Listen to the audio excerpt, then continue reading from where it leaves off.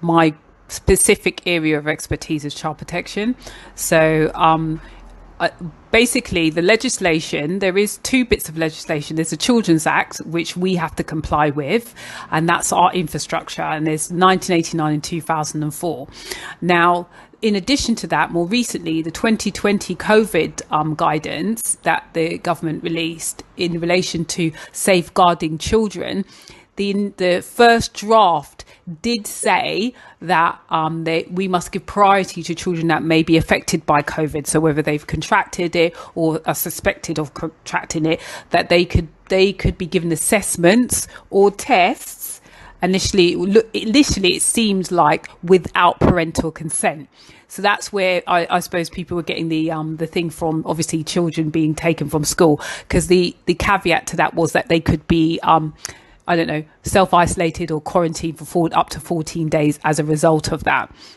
Now, obviously the Children's Commissioner, and she has a legal role and responsibility and power. So she can write to the government and say, basically, I won't bore you with the legalities of it, but say it's embedded in the 2004 Act. She can say, this is not right. Yeah, you are invoking children's rights, parent rights, etc., etc., etc. You need to amend it.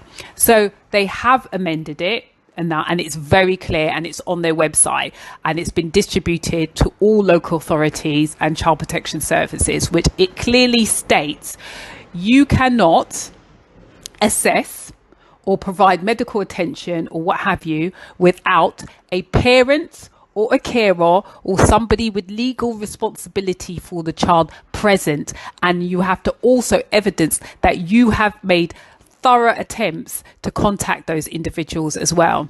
So my advice to people, parents and school, when your child returns to school, you ensure, number one, that all your contact details are up to date. So none of those kind of old phone mobile numbers that you haven't got round to telling the school that you've changed and things like that. Make sure they're up to date. Make sure they're the people you actually want the school to contact. And also that you formally email the school in writing and say that you do not want your child, to have any medical intervention without your consent or your presence. And that's it. So that the school will know that if there are any issues, they will contact you immediately because they're legally required to do so.